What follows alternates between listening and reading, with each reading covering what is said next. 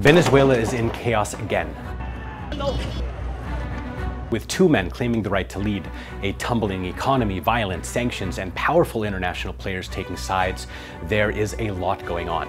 On the one side, we have the elected, albeit skeptically, socialist leader Nicolas Maduro, who was tapped by the late Hugo Chavez himself to lead the leftist South American nation after his death in 2013.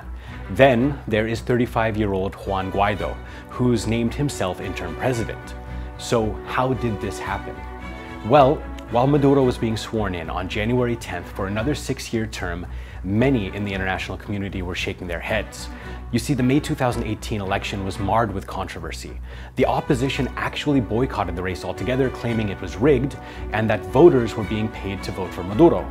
This resulted in at least 40 countries, including most of his neighbors, and the EU refusing to recognize the legitimacy of his government.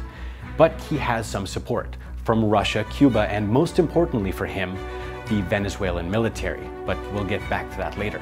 Shortly after Maduro was sworn in, Guaido, who is now the new leader of the opposition-controlled Congress, said Maduro is a dictator. Venezuela hoy consuma claramente para el que tenía dudas que vive en dictadura.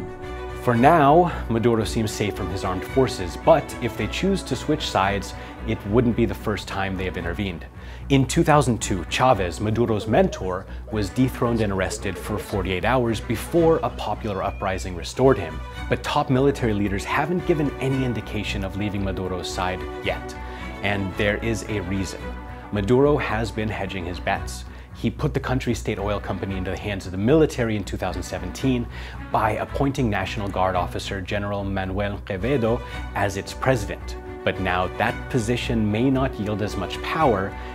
Today, Treasury took action against Venezuela's state-owned oil company, PDVSA. And so it may spell trouble for Maduro's hope of continued military support.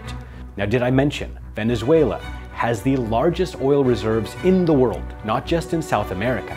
Under the late Chavez, the socialists gained popularity mostly among the poor in rural areas on the back of an unprecedented boom in oil price.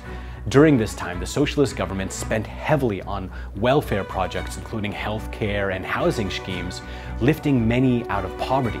But the government didn't do enough to diversify exports or promote domestic manufacturing. And then the price of oil crashed, and now the economy is in really bad shape. There's hyperinflation, cuts in medical and food subsidies, and more than 3 million Venezuelans have given up and moved to neighboring countries hoping for a chance at a better future. The ones that stayed are facing hard times.